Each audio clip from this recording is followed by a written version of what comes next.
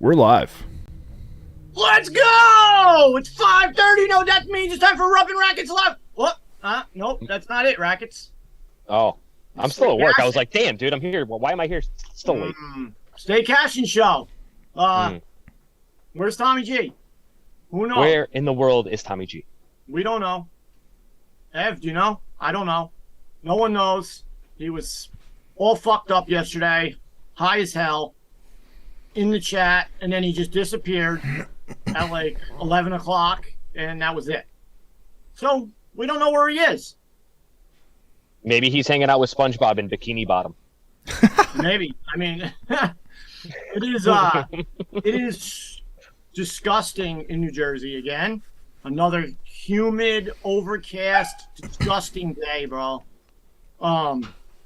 Last night I went and cut the grass outside later in the day because it was just too hot. Still, I get inside, I'm dripping. I could have just wrung my shirt out, bro. It was That's so the fucking bad. worst. It is such a nice day here today. Like, it's fucking beautiful. Absolutely beautiful. And when I called Tommy at like 6:30, he's like, "Oh, we're in the voice chat." I sat in this chair for like 2 hours, buck naked. Oh. So, You should have told everybody on the chat. I did. I Oh, told you them. I was like, guys, for the last 2 hours, I've been naked. That's No a one great knows. visual. Yeah, no one knew. So you guys could just picture that, me just hanging out right here, facing the fan in the air, blowing on me, and I was naked. With how it his goes. nuts just stuck right to the chair. Yeah, that's how it goes. What do we? What's going on, Ev? Anything in sports? I look. There's really not much Yeah. going on. I guess Arizona took the clause out of Kyler's contract because he was getting bullied. Oh, too many people were making fun of him. Bro, Oh. I mean, of Poor course. Kyler. Poor Kyler. Can't do his job, and now he's getting made fun of for it. I mean, Rackets, that's so stupid. I mean, well, and the fact that it was someone had to put that in there is a disgrace. The fact that it was in there in the first place doesn't matter if it was removed or not. Like, Yeah. it was there, and they defined each one of those things that they were talking about like you would be fucking defining it in a textbook. Like, they I were not wonder- fucking around with him. I wonder if that's in everybody's contract, but it was just not made way. like public. No? No way. Yeah. Well, that's just it makes him look so bad. I think they Imagine probably. Imagine Peyton Manning signing a contract 10 years ago that said that he had to watch film. Yeah. Like, just imagine that, dude. It's probably still in there somewhere. Like they made like a verbal agreement or something because they put that in there for a reason. Clearly. Yeah. I mean, listen, it just makes him look bad. But they still signed him, right? My thing is he's good for six wins in a row, whether it be in the beginning, whatever happens. I don't know. They have a rough schedule in the beginnings, Tommy said, so I don't know. But he's good for like 6 in a row somewhere, and then he just falls apart. I don't know why, but that's him. Anything else, Ev? 2 more things. DK Metcalf signed an extension, 3 years, $72 million. Why? Drew Lockett. Drew Lockett. Why? Drew Lock. Why? To hang out there and make $73 million. I mean, That's it. that's basically what he's doing. I mean, they're saying Maybe he likes smoking weed in Seattle. they're saying that team could have the worst record in football. Easily. Possibly. Oh, easily. So, why? I mean, when these guys sign for on these teams, like it just, I don't know. I just get like, I'm like, why? Like, you just don't care? You don't want to win? Like, it's it's about money. miserable. Yeah, I mean, but Maybe he's good signing enough. it and just hoping he's getting traded at some point. Maybe. He'll get traded. They'll have a fire sale mid-season when they realize they're dog shit. Yeah, I mean, they're going to be very bad. Like that team's going to. What? Here's the thing. Here's the thing, though. What if they make a move on Jimmy? I mean, they're not going to be good, but he would be good. DK would be good with him. He's also competing with Lockett too, so Yeah, I just don't think that team's any good. No, I they're don't. dog shit. They shouldn't even make a move for him. I wouldn't even go after Jimmy. It's just start over. You know, redo it, start over, rebuild, get some guys in the draft next year or something. Have a shitty season, rebuild. That's all you can do. I mean, they're like I said, they might have the worst record in the league. easily. So Yeah, Scotty said it only takes 1 year to turn it around in the NFL. Well, you have not seen the Jets, my friend. Yeah. Or the Giants. Yeah, they're thinking about getting Garoppolo too, apparently. Well, I mean, they have no one else. I mean, they're Jones is gone. Like, this is probably his last year. Easily. He's not going to be there anymore. Whether he gets a starting job somewhere else, might be a fill-in somewhere until they get something. It just sucks. Like, when you're a young quarterback and you get drafted by shitty teams, your career's over. That's why, like, Peyton Manning.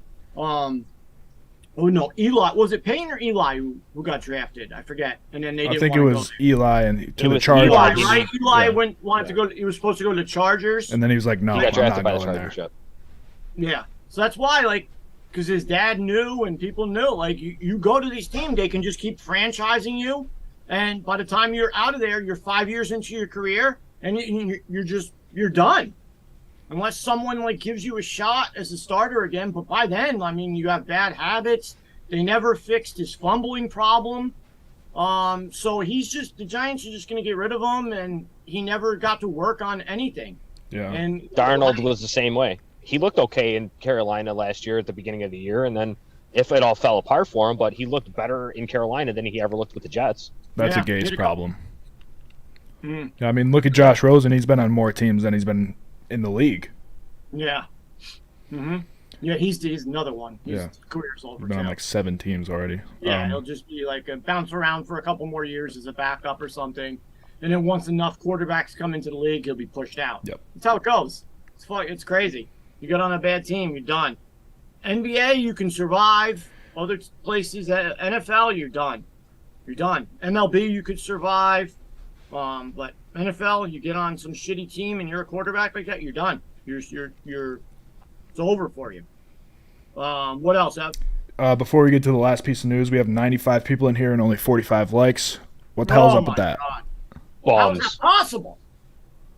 This should just be automatic. We have to tell you this every time. Just come in here, boop, and then you're done. That's it. Click the goddamn button. Whoop.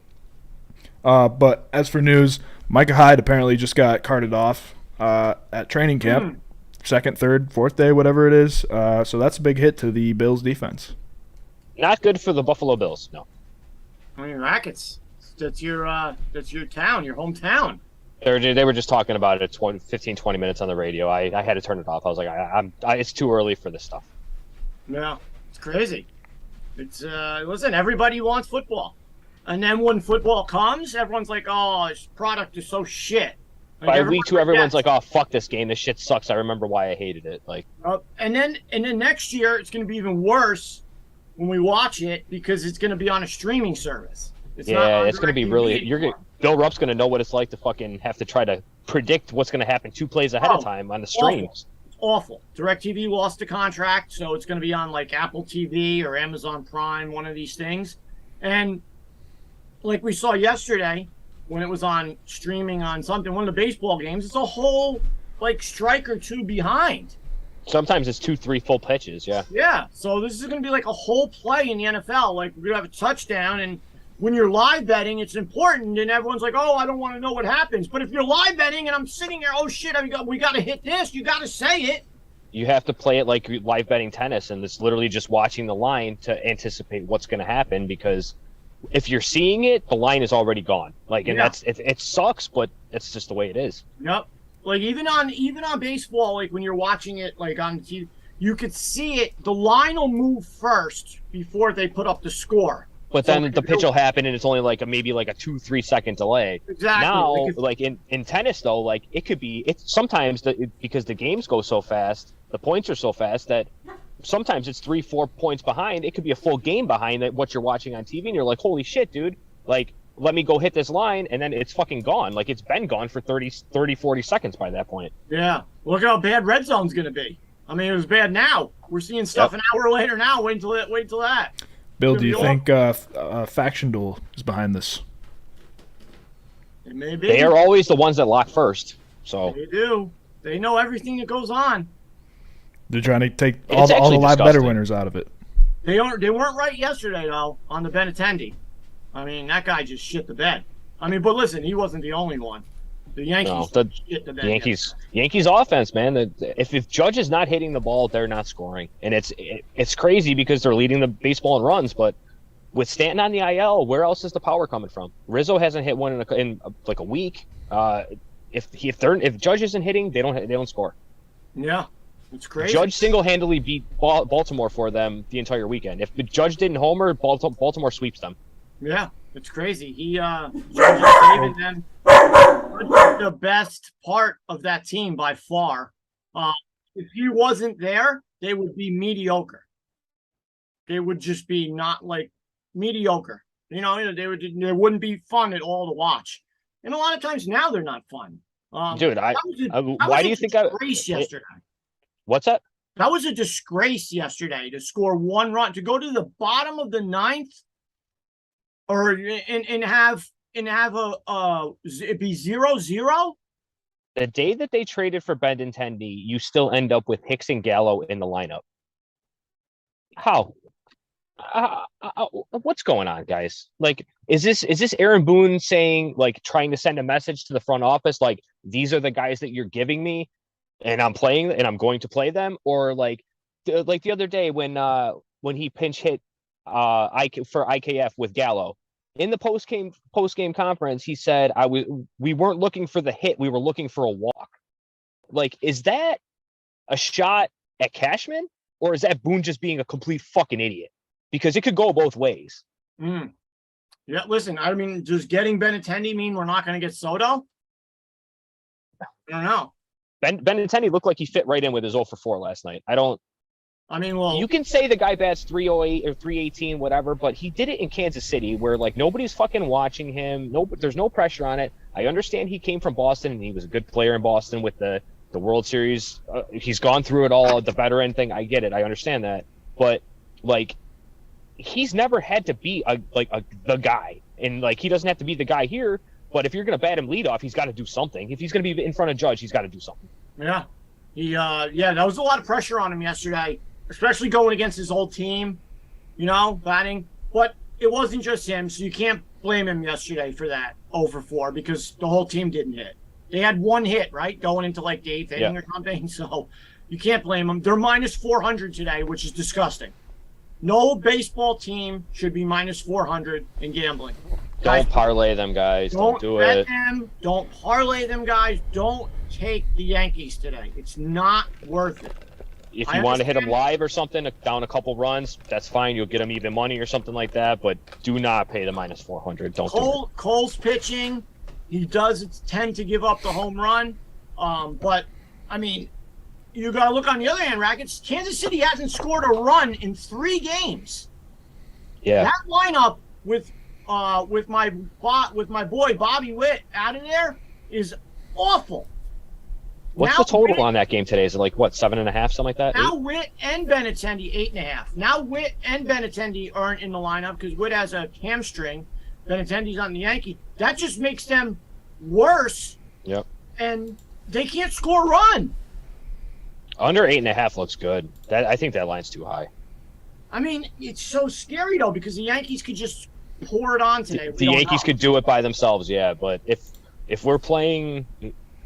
Judge was hot over the weekend. Like I said, he basically swept Baltimore by himself, or he would have. But I don't know. That team scares me. All right, so we got that's it, right? For the headlines, nothing else. Yeah, right? That's all we got. Yeah, there wasn't much going on. The live golf shit was they're protesting Trump because of the Saudis, and now I see tweets going on that Trump could get arrested for using the presidential seal at the golf tournament because of the Saudi thing. It's so stupid. This shit is dumb. Jesus Christ, guys. So yeah, listen, I understand 9/11. I had a couple of friends and stuff. Lost their parents there. It was tragic. But this is like, guy, come on. I mean, why are we talking? Like, why is it being brought up 20 years later? I mean, this has anything to do with that? Like, we don't even know. I mean, I feel like Tommy would say otherwise, but yeah, he probably. Yeah, I saw Brooks Koepka was golfing with Trump the other day as well. So they're boys. Well, they're making a lot of money over there. They're giving out a lot of money too. Yeah, listen, they got it. The Saudis, they got it, bro. They got that oil money. They're rich as hell over there. You know, they're just 100%. recycling this money. It's just Didn't getting they- plundered. Didn't they give like Charles Barkley a contract too? Didn't I see that? He backed out. Oh, he backed out of it. Yeah, He's staying with TBS or TNT, whatever that is. there's like reports that they allegedly offered Tiger $1 billion to go to live. I heard they offered him a shitload, and he said no. Well, Tiger can say no because he has that money. Tiger's got all that Nike money for the last 25 fucking exactly years. like Jordan. So he's set. Tiger's set, so he's allowed to say no. But these other golfers, like, you know, the golfers, they need money. Like, money is money, bro. Like, you're gonna go. Can I go to one league and get paid all this money, or I can go to another league and not? So I don't see why they don't. Phil Mickelson took it like a fucking Bovada free bet. Like, he's like, oh, I can just move over this thing, get a fucking deposit bonus. Let's go, baby. He's a fucking gambler like us. So I love it. He was all over that shit. You know that money went right into his gambling accounts. 100%. He's like, fuck it, dude. He's like, I'm gonna just play this shit out of pocket. Paid his bookies, paid off the casinos where he has markers at and everything. He's like, Fuck I'm yeah. starting new. Give me a new marker. He's got markers in Vegas, Atlantic City. He's good now, bro. He's good. Fuck. All right, Rackets, let's jump into this baseball slate today, which you said it before. It's not. I don't like it. It wasn't great yesterday. No, I didn't like yesterday because all the the Orioles were on early yesterday, and the day baseball was better than the night baseball last night. I didn't really like any of that. Which is rare, right? Yeah. I didn't really love. The only thing I really liked a lot yesterday was the Guardians, and they lost. So I hit them live pretty hard, and that hurt my account a yeah, little bit. I liked them a lot yesterday, and they disappointed me. So that was that. I also I liked the Dodgers yesterday. I knew they were gonna score yesterday. I knew it. I knew it wasn't gonna be one of those games where they score 6 runs in the first and not score. They were hitting. Yeah, they hit all night last night. Yeah, so I had a feeling about that. So I went in on that live. We hit a lot of that. And then I think Aber killed it again, I think, with Ohtani and Wheeler. And then we had some other wins and stuff. So we did pretty good yesterday as a company. Ohtani, man, just gets those strikeouts. It's crazy. Bro, we were talking about it in the chat earlier. The fact that, like, the Angels are saying that they're entertaining offers for him, and a couple people in the chat are like, I don't think they're not going to trade him. It's just for show. But like, if you sit there and think about it, like, he's got probably a 5 to 10% chance of actually re-signing with them at the end of next season, and they're already paying Trout almost $40 million. So you're not going to just pony up another 45 and take up $90 million of your bankroll, of your payroll, for fucking 2 players and you haven't made the playoffs in how many years? So if you wait until you're out of contention next year, the haul that you're going to get back is nothing. You're not going to get shit for a half a season of Ohtani. But if you trade him right now, a season and a half of Ohtani, that is very valuable, and it brings the East Coast teams into play because before he signed with Anaheim, he said, I want to be on the West Coast. Well, if you have any chance, if you're an East Coast team, if you have any chance to convince Ohtani that the East Coast isn't that bad, getting him for a year and a half and getting a year and a half to make that impression on him means a whole lot fucking more than half of the season or a couple months like they did with Rizzo last year. So if you're the Yankees and you've already tried to recruit him once and it didn't work, dump the fucking farm system and get Shohei Ohtani and get a year and a half to try and fucking convince him that New York is the place to go. He gives you the top of the rotation arm, and he's a fucking left-handed. He's awesome in Yankee Stadium. So I don't understand what the problem is. If you're a team like the Mariners, with with the Ichiro links and all that other stuff, you have to make a move. You have to fucking make a move. Like, it's crazy that this guy is potentially on the market and people are talking about Juan Soto more than Ohtani. Listen, I think Trout is going to be, his career might be over.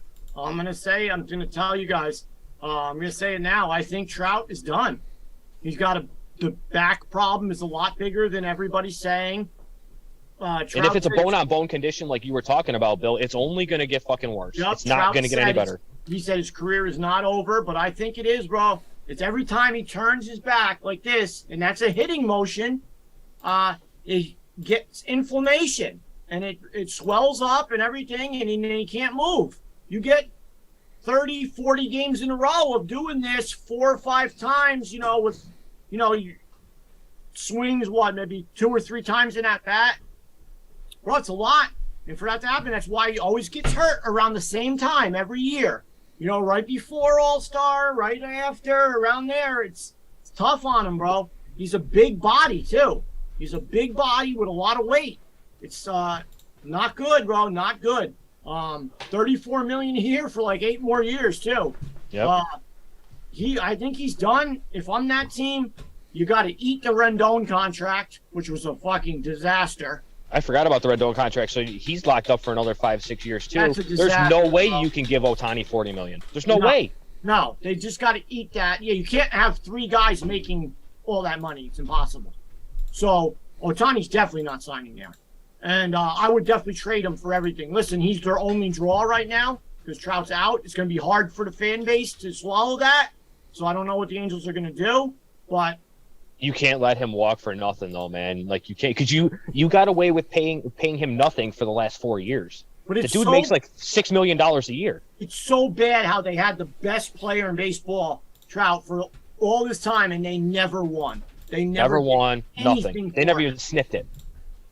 Fucking bullshit. But like I said, guys, I think his career's over. We'll find out. He may play 40 games here, 40 games there, and try it, but no, he's done. We saw that last year when he didn't even try to come back. As soon as I saw him not wanting to come back, I knew he was done. Bro, he was just talking about the World Baseball Classic last week. He's like, I'll be back for the World Baseball Classic. Like, you're not even talking about the playoffs No, or like anything at the end of the season. You don't give a shit, dude. You're just talking about next year already. So 6:40 today, Baltimore at Cincy. I know where you're at, Rackets. I'm on Baltimore, but I'm not on them pregame. And the reason is I'm not on them pregame. The reason why is because of Kyle Bradish. I think he gives up probably a home run or 2 early. There's going to be a better line on them than -125. I guarantee it. So I'm not on them. Pregame. Probably the 4th or 5th inning, right around the time Bradish will be out of the game, is when I'll be hopping on. All right. Yeah, Cincinnati could still put up runs. The total's 9.5. They started their sale yesterday with trading Naquin to the Mets. Yeah, that's good. That's a good move for the Mets. I like it too. So I think that's a good move for the Mets. But they're starting their sale, their fire sale, so that'll be continuing. So the Cincinnati's only get worse, but they can put up runs. So yeah, I'm kind of on you with that. The Orioles may go down early, and then we might be able to get them at good money. So yeah, I kind of like that. There's a better line out there than -125. Believe me. Mets at Marlins. Mets, I don't like the price on it though. So I looked at this yesterday and I'm like, oh, Alcantara. All right. Yeah. Great, but look at what he's done against the Mets. He's pitched against them, I think, 3 times this year when I looked yesterday, right? 7 innings, 6 hits, no earned runs last game. Only 4 strikeouts. The game before that, 8 innings, 6 hits, 2 earned runs, 8 strikeouts. So, I'm sorry, that was our 4 strikeouts. That was the game before. 4 earned runs, 7 innings, 4 strikeouts the other time. So, and in that is he's lost once. He's won twice, lost once against them. So, I don't know. If you're looking at the case for him today, I'd be scared. I wouldn't touch. I love his K props too. I always bet him, but I'm not going to bet him today against Kansas City. What do you think about it? I don't hate it. It's kind of a toss up for me. Alcantara has been he's been amazing. Like, he's probably top 5 pitcher in baseball. I don't like targeting him, but I can't see the Mets not winning this game and later on. It's probably a live bet after the 5th or 6th inning. Maybe the Marlins have like a 1-run lead or something like that, but I like the Mets to actually win the game. All right. I mean, I'm kind of with you on that, but I'm not going to hit it. Well, I'm not going to hit it pregame. The total's 6.5. Maybe no runs in the first. I have to look at Kyle Bassett though. I don't remember how he does in the first inning. I don't know if he's the one who struggles or not. Not really sure. Do you remember anything on that, Rackets? No, not off the top of my head. No. Yeah. So I'm not really sure on that. I'll have to look into it. If you join 4D Bets, I will have that information later, and I will give it out if it is true. So listen, his last 2 starts, he hasn't given up a run in the first. So I might do that. I might be on that. Let's see what that is. Inning. Those 6.5 totals are so tricky. Wow, man. minus 185. Holy Christ. Jesus. That's juicy. Wow. Oh, let me see if it's better anywhere else. If anyone sees that better line on that, put it in the chat. Yeah, that line. Oof. I am not going to run with that. No, at that price, I would take the chance on the run in the first. All right, 156 on That's fan. not bad. So I'll take That's that. not bad. Yeah. Let's see. Ev, if you just want to put that in for me real fast. No run in the first on the Mets game, minus 156. All right. Let's see. What do we got next? Kansas City at New York. Here we go. The minus 400 Rackets. We already spoke about this. We went over this game. I am not on it. I don't care. Cole's pitching. Royals haven't scored in days, but I'm not laying minus 375 on anybody in baseball. It's disgusting, and I can't take the Royals at plus 290 like Tommy did last week because they haven't scored in 3 days, and they have no Bobby Witt and no Benintendi now. So, yeah, this is a hard no bet for me. I said if the Royals do manage to scrape across a run or two, I'm fine taking the Yankees live at a way better number than 400. But I will not pay minus 400 in anything. I don't pay it in baseball. I'm not going to pay it if I don't pay it in tennis, I'm not paying it in baseball. So that's just how I am. I'm looking for value, and there's no value on that line. Yeah, I'm with you. We went over that. I'm staying away totally. My Phillies. So I hit last night, got them in, and then I wanted to do the 1.5. I was so pissed when it was 8-0. And then they ended up winning 8-7. They scored all these runs in the end of the game. What the hell? Their bullpen's so bad. Phillies, fix your goddamn bullpen every year. Every year their bullpen sucks. Coming into this, over the last couple weeks, they were actually starting to pitch a little bit better. But last night they were atrocious. 8-0 Rackets. I kept checking back on it because you said, oh, it's 8-4. Oh, it's 8-6. Guys, it's 8-7. And I'm like, what the fuck is happening over here? So I flipped it on. And, of course, as soon as I turned it on, they got out of it and ended the game. But, man, they're the Boston Red Sox. There's no easy win out of that bullpen. It doesn't matter if you have a 10-run lead, you're still sweating the 8th and 9th inning like clockwork. Bro, that 1.5 yesterday looked so great, and I missed it, and I put in the money line, and I'm like, fuck, man. You were pissed. About it. I was going to take the 1.5. You're like, oh, 8-0 and whatever, the 5th inning, oh, they're cruising, it's over. And then they all let up all these runs. It was disgusting, bro. I like them again today. What do you think about them? I like it. The Phillies have been, when their offense is good, it's real good. And right now it seems to be clicking. So I'm good with them. I like the Phillies today too. Yeah, me and Rackets are both on that. I see minus 130. You see any better line, Rackets? No. Okay. Yeah, minus 120 on FanDuel. Oh, there you go. Minus 120, yeah. Next one, Cardinals, Washington. Oh man, the Cardinals are my fucking kryptonite, dude. Every day that I look at them, I'm like, this team looks like this looks like a good spot for them. Looks like a good spot for them. I do like it's Michaelis today, right? He's pitching. Yeah, they got their players back because they're not in Toronto. So yeah, I like Michaelis today. He's been their best starter all season, in my opinion. So Michaelis Day is the only day that I'm confident in the Cardinals, but They're my kryptonite, dude. Every time I look at them and say this is a good spot for them, they come out and score 2 fucking runs. So I'm on the Cardinals, but tread a little lightly. Don't go heavy on them. Yeah, minus 172. It's a stay away from me. The Nationals have been scoring.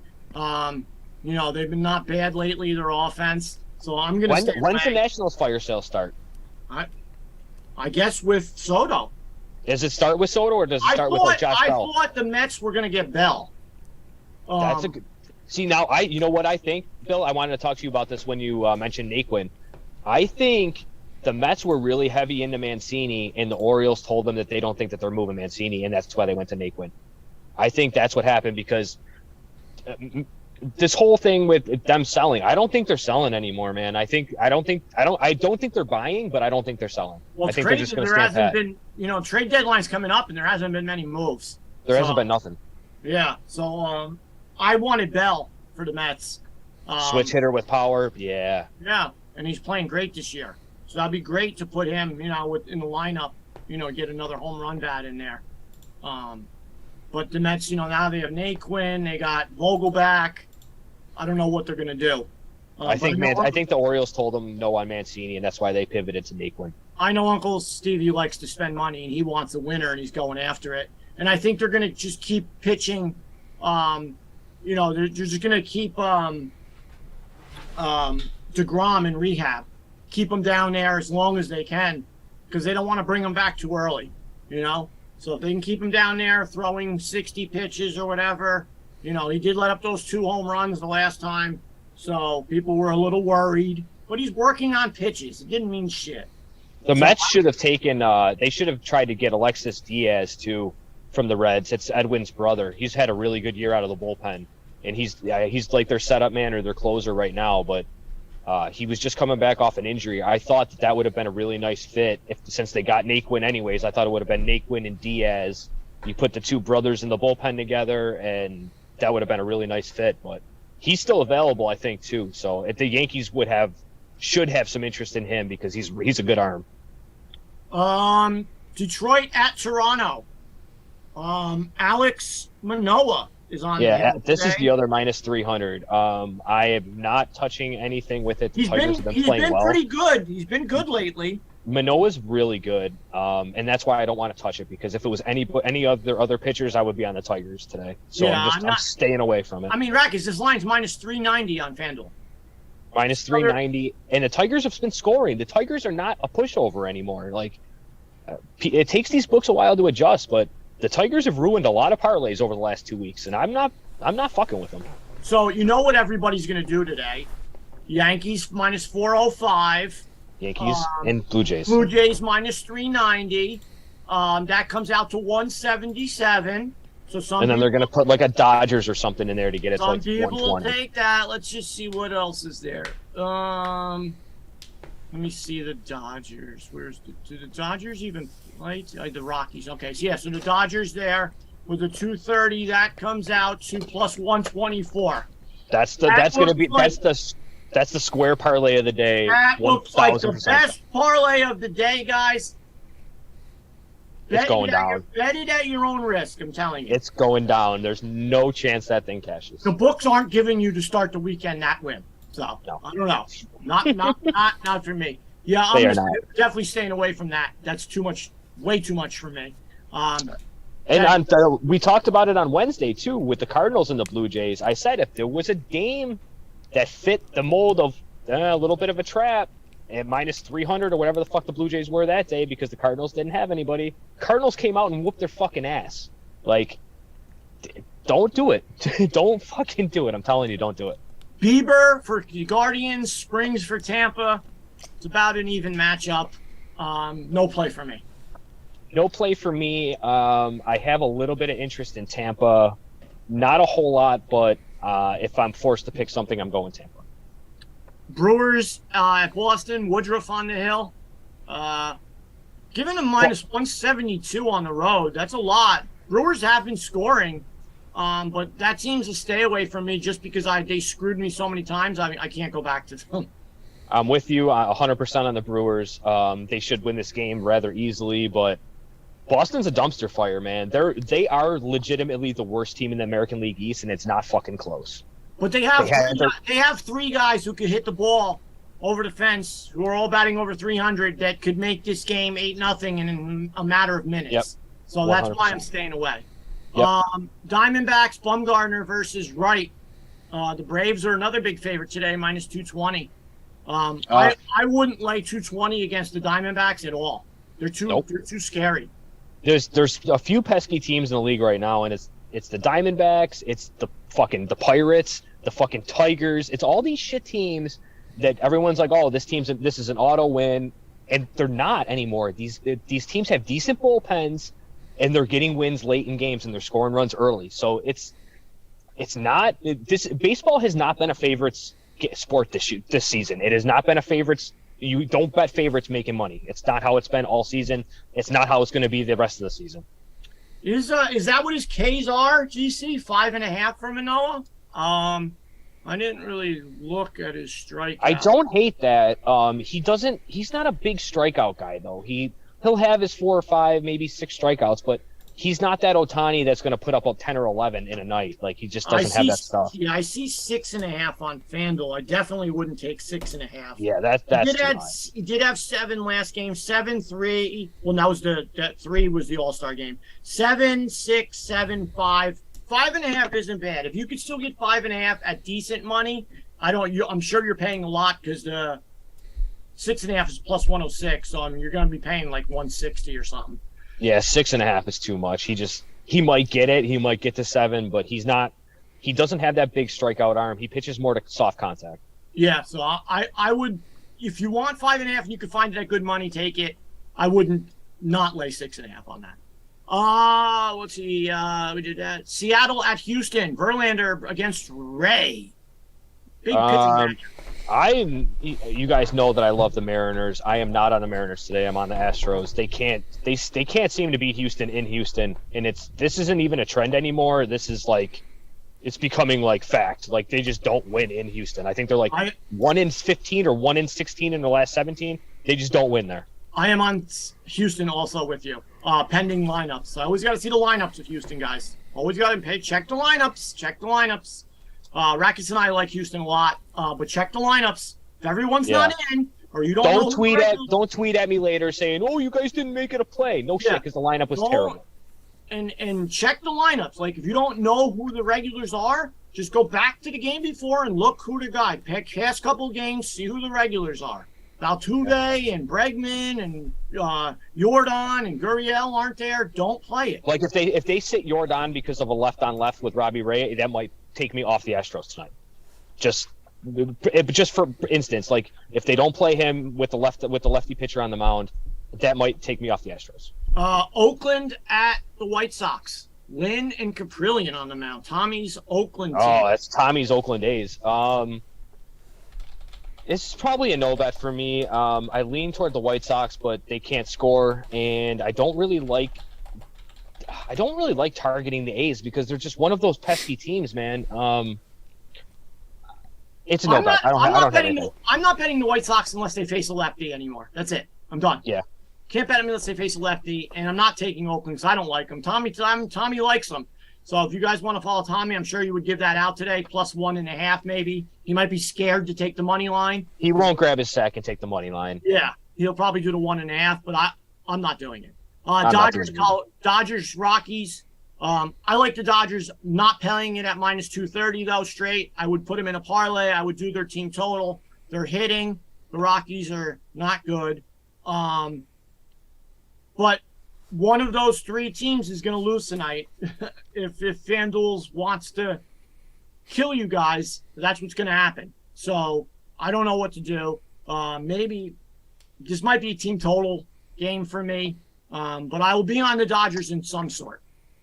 I don't really have much interest in anything in this game, honestly. It'll maybe the Dodgers live or something, but I don't like betting them. I don't have good luck with them. And Hoffman made a joke a couple weeks ago, and he's just like, Rackets, every time Rackets bets a favorite, they lose. And it's 100% accurate. Like, if I bet a minus 200, there is 1,000% fact that they're losing. But I can hit a plus 500 with my eyes closed. So, like, I know where I'm good, and I stay where I'm good. And the Dodgers are not it for me. The Dodgers and the Yankees have cost me more money this year than anything. And I've been betting the Orioles every single fucking day.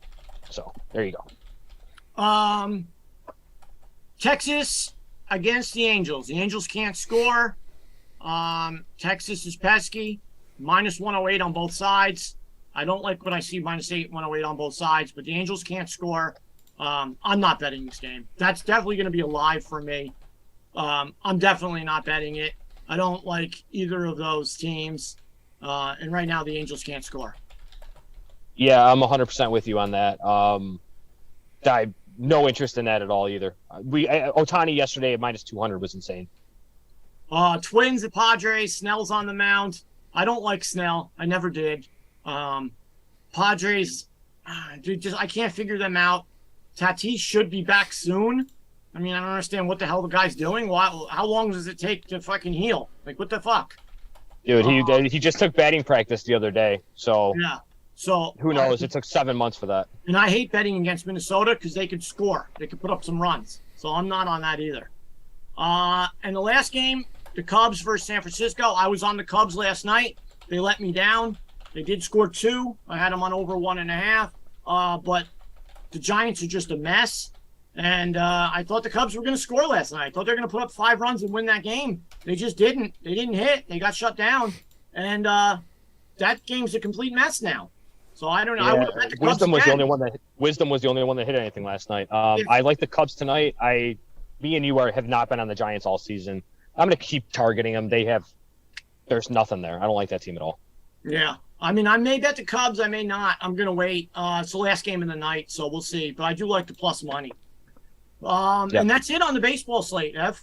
Cool. Do we have Mr. Constantino? We do. Let's see if he comes in sideways or not. Rackets, if you need to go, you can leave. But... Yeah, I gotta bounce. We'll see you guys. I'll be in the Discord later tonight, and yeah, let's gotta fucking win some baseball tonight. That's all. Yep. All right, bud. Take it easy. See you guys. What's up, Mike? What's up, fellas? Not much. This is like the Brady bunch, but we're missing Mr. Brady. No, he died. Oh man! So I guess you haven't heard from. He asked me a articulate question about Amanda Nunes last night after you summoned me in, and then he never replied, and that was it. He was gone.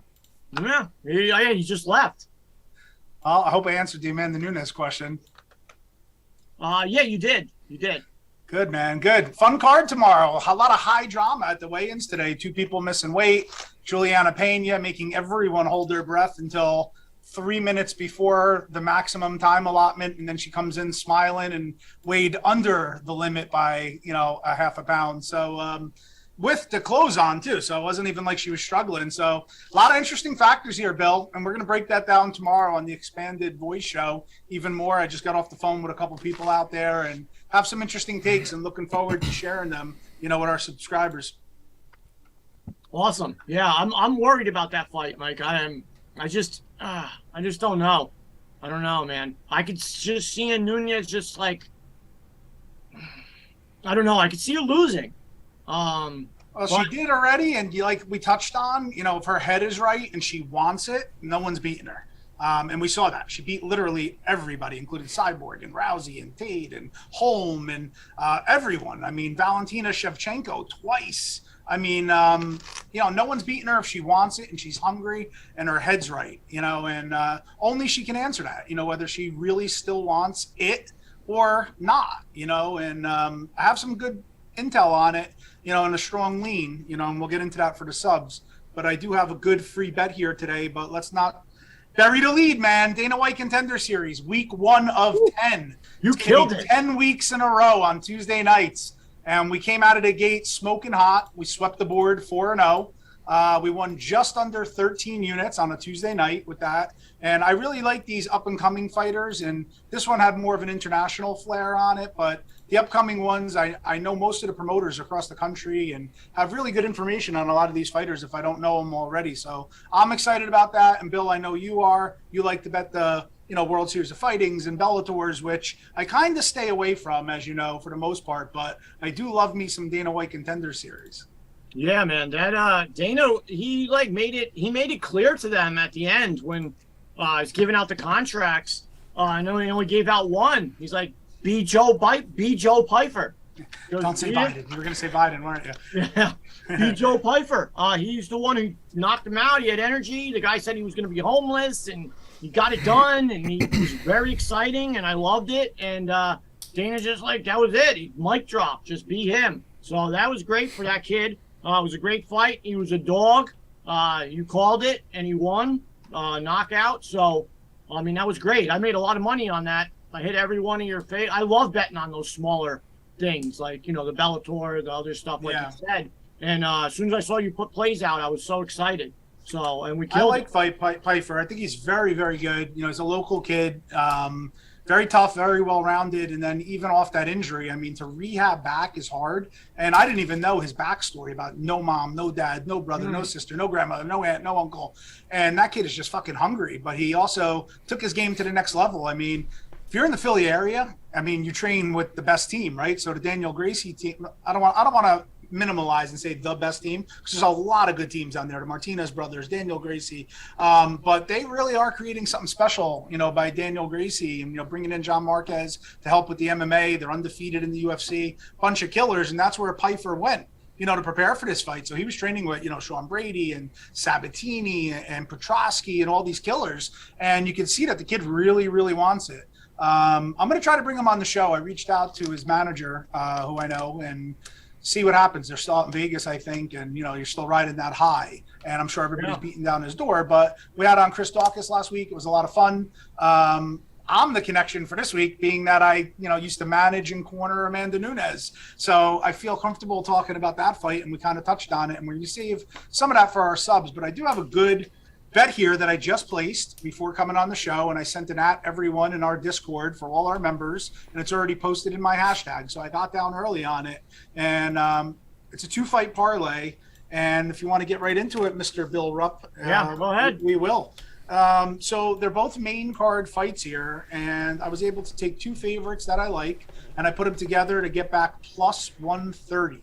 So I did rank this as a 2-unit bet for our subscribers. So for the sake of the free play here on the show, we'll call it a double punch. So in the past, I've given out generally just a bet, which is a standard 1 unit. And I have gone as high as only 2 times in my life a 10-unit bet. And they were both released here for free on the show.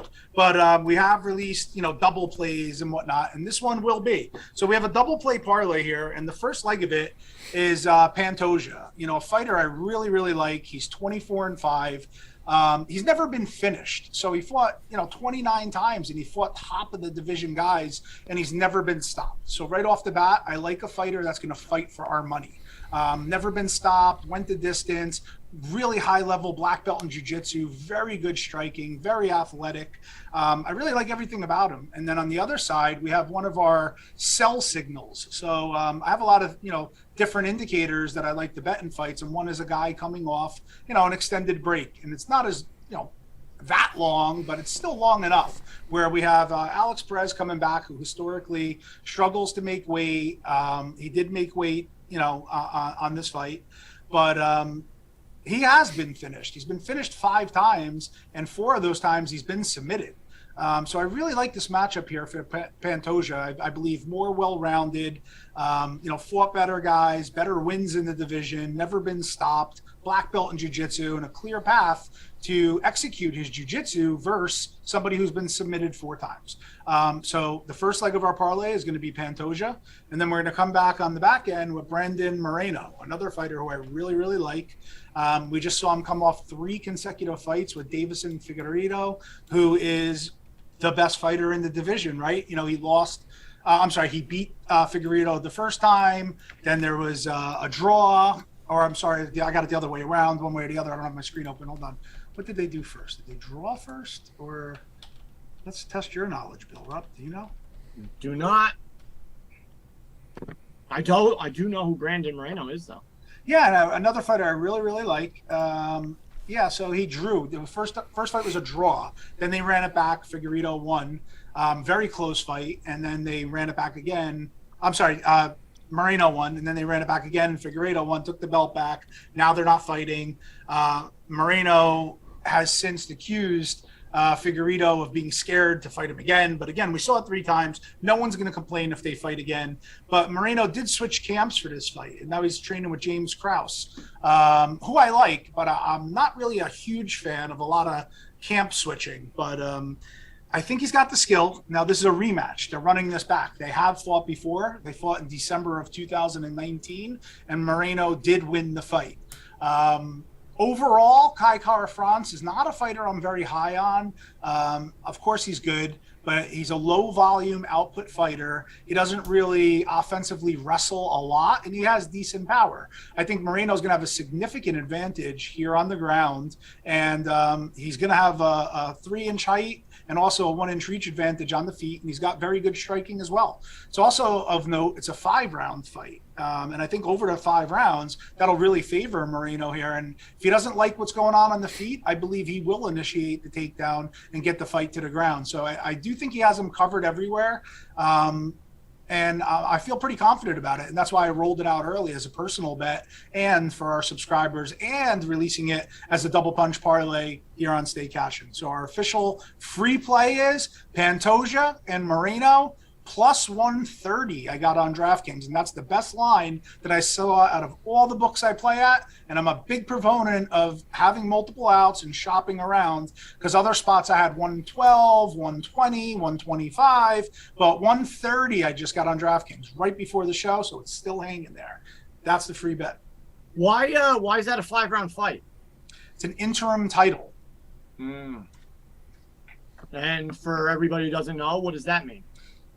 Well, it's a temporary belt until they can unify it between the champion. And the UFC uses this weapon in many ways. Like, they actually used it as a weapon against Ngannou to force him to fight. They put an interim title, if you recall, and then Ngannou won. Then they fought.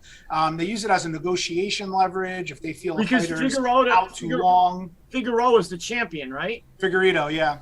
Because something happened, right? I remember something happened, right, in that fight? He's saying injury, and that's part of the reason that Moreno's, calling bullshit on it. Gotcha. But, you never know. But interim belts, they happen a lot. They're fun when they happen to a degree, because then you get a unification bout. And then they're not fun when people don't like it. I think it was Justin Gaethje won one once, and he threw the belt on the floor, which is pretty cool. But it did they happen often, but they're used in different ways. So I'm excited for this card. This card's going to be a fun card. We have 13 fights. We're going to get the prelims on ESPN Plus and Fight Pass, and we're going to get the main prelim card on Big ESPN and ABC network television, and then we have a pay-per-view at night. So this is my absolute favorite time of year. Like, August and like October are 2 of my favorite months. So here we have August kicking off, my favorite little run of weather and beer and food and all the great things out there, and football, so I just can't wait. So I'm very excited. A lot of good stuff happening over at 4 Deep. We have a lot of great specials. If you go now, we have an end of year special, which is an absolute bargain, great price. You get everything, every single sport, heavily discounted. I highly recommend signing up. Get in for tomorrow. I want to pay this with UFC tomorrow. That's going to be my goal. Where's this at? This one? This is in Dallas, Texas. Okay. Yeah, and if there's any fights that you want to question on, I'd be happy to, go over them, Bill, because I know you have a good knowledge on UFC, and you actually bet them. And Evan, of course, same with you. I mean, you know the sport, you play the sport. So if you guys have any fights in particular, I'd be happy to elaborate. The only one, like I said, the only one that I was inquiring was the Amanda fight, because Tommy is so adamant that she's going to just go in and destroy. I mean, he is putting her in every parlay. And he's not even doing it just for her to win. He thinks it's happening inside the distance, like knockout or submission. So it should, but keep in mind, what was my X factor that I said last night? It's not the skill sets, right? It's the mental factor, and the cardio. That's what I was saying. I just think the mental, I don't know. I did something when she gave an interview the other day just about like what happened last fight, that she wasn't ready and she was only 50%. Something just rubbed me the wrong way. Plus her switching camps, like it just got me, as a gambler, it just got me like, just like you're making all these excuses of what happened last time.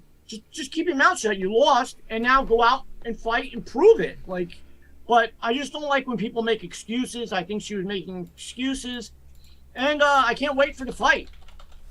Yeah, I gotta agree with you on that. I don't like when fighters make excuses post fact, but sometimes it is the truth, right? So in this particular instance, if you recall, Bill, I think you were the one that broke the info that it was Tommy. Heard Amanda wasn't training. Remember? It was Tommy. Yeah, one of you guys did, and it was actually good info because she was limited training, but it was due to injury.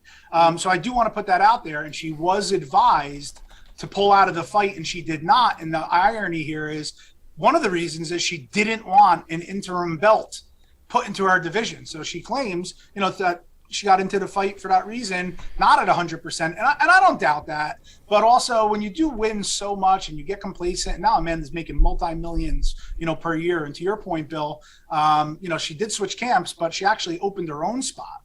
I like it, but I don't like it at the same time. I don't ever like when a fighter just starts to drive their own bus, and it happened with me, even as a trainer, where I'd say to somebody, come, we're doing pad work at 10 a.m. and then we're sparring on Wednesday at 12. And then their answers are, well, I want to do strength and conditioning today. And then I don't want to spar tomorrow because it's too crowded, or vice versa. Like, when that starts, it's just my bells going off. And I'm not saying that happened here, with Amanda, because there's plenty of fighters that do go out on their own.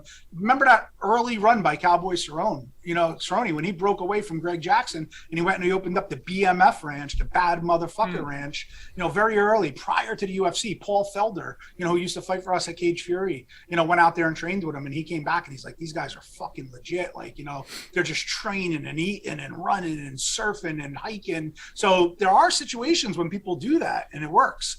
I have the confidence in Amanda that her pride, as the best female fighter, she lost that fight. It's a blip on our radar. And if you look back when she lost last, that's when she ripped off this whole run. So I do think that she's going to be prideful and come in here. And skill set wise, Bill, and everyone, she's way better in every area. She's got better striking. She's more powerful, better wrestling, better jiu-jitsu. She just needs to have the better cardio, in order to get that done. I think she's going to come out. I think she's going to be more patient.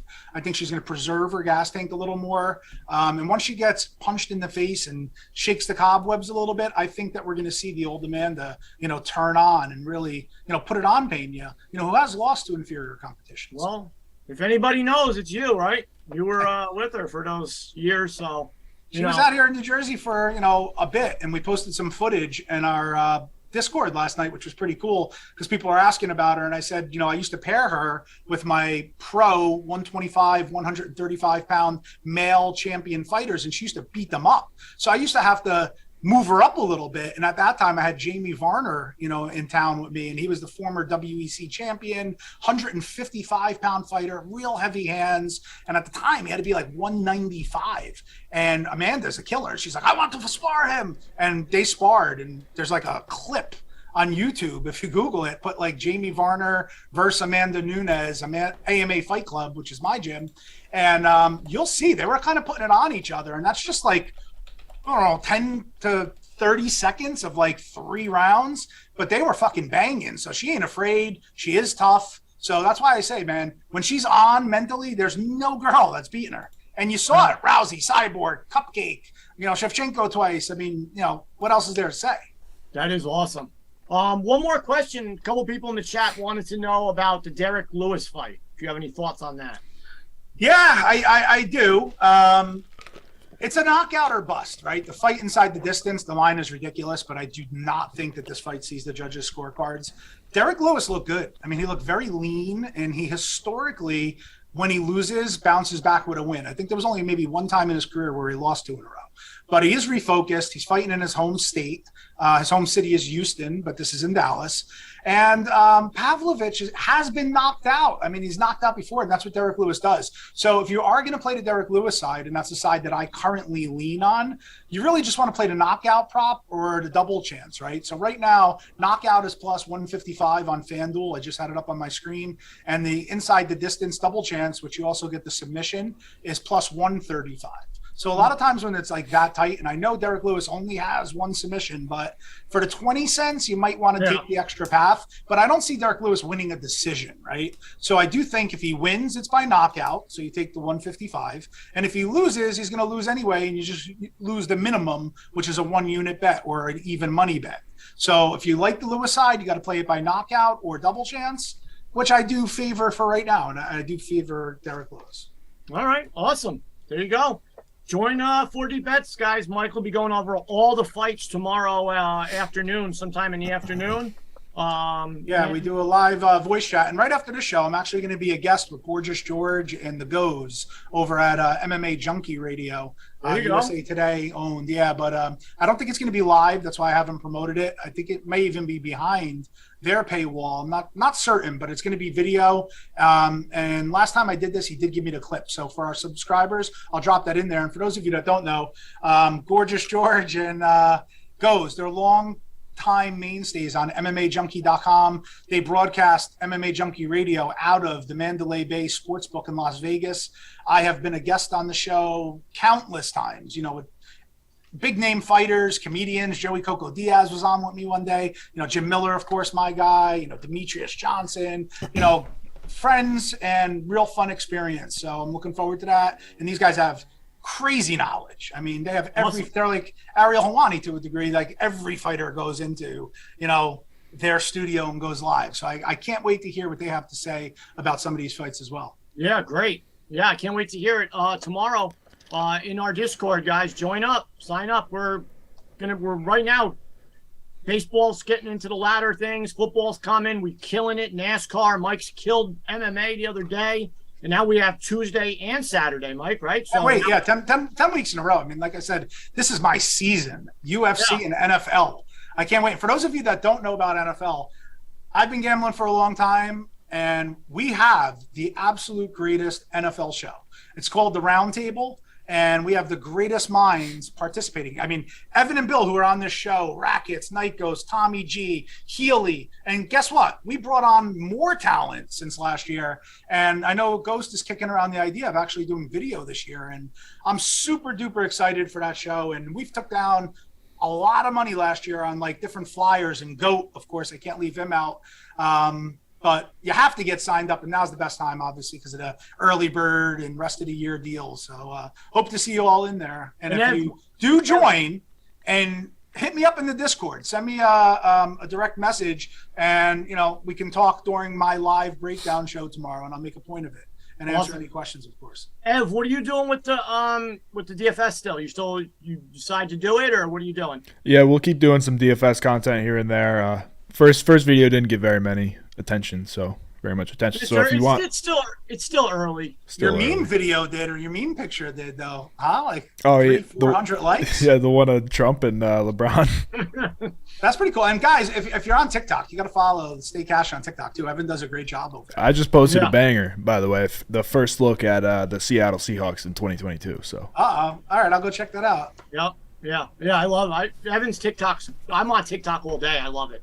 I love the fact that you guys are into UFC now too, because when we first started, we launched 2 years ago, and it was right in the middle of football. So UFC kind of got lost in the shuffle, and we started to build like a nice base, of our subscribers who really enjoy UFC. And I've been expanding the content as well. I've been getting asked a lot for DFS. So now at the end of our live voice show, which is basically, I put out the UFC betting blueprint, which is a write-up on every fight with my bets, analysis, and I release what I play real time. And I also play DFS, and I used to just touch on it, but now at the end of the voice expanded show, I do a rundown where we talk about, the top of the price fighters, the lower, the middle, value. So we're starting to expand that coverage as well. So, and Bill with NASCAR too, all these other sub sports. So we got it all covered over there for 4D Bets. Yeah, guys, join now. Got the specials going. Just go to the website, 4dbets.com, sign up.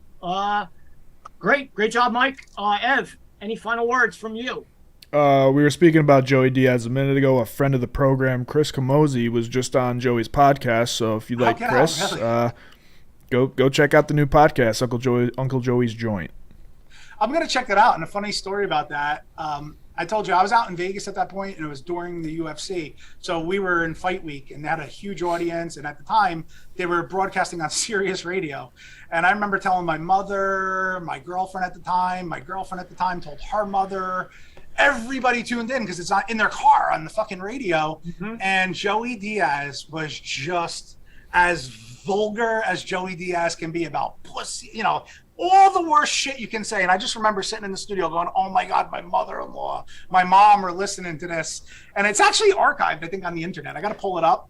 But it's fucking, he's great. He's we missed him by a day at Tommy's live event. Yeah. Like, over at the Dojo East. Yep. Yeah, great comedy house owned by my dear friend, Mike Romanelli. Great time over there. And that'll happen again. I think Tripoli's coming back. September maybe, or he's coming to Saratoga. Oh, is he really? Yeah. Oh, nice. Check it out. Cocksuckers. Mike, any final words? Yeah, get signed up, get in there. It's not even just about the picks. You know, it's the thoughts and analysis from every one of our handicappers. You know, you make ultimately the end judgment, but we provide information to make the best judgment. So a lot of tools, a lot of value, and now's the time to take advantage of that. I mean, once everybody left the chat last night, I think Aber and Iconic were in there for like an hour or two, and Aber was going over like everything he's been doing. He's been killing these K-props, and he went over his whole strategy. So that was great. Yeah, I was in there for a long time. I was watching movie, but I was listening on the phone also.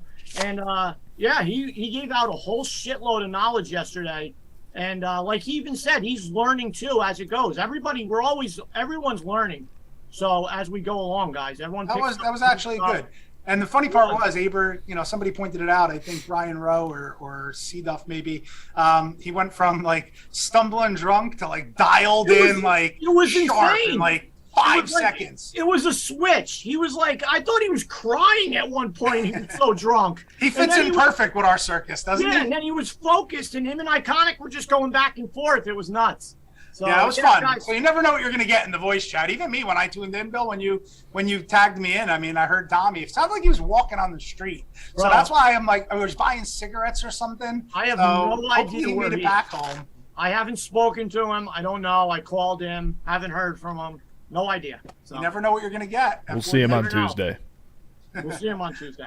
Yeah. All right, guys, join up, and that's it. And nothing else. So let's go! Good job today, guys, covering. All right, let's win.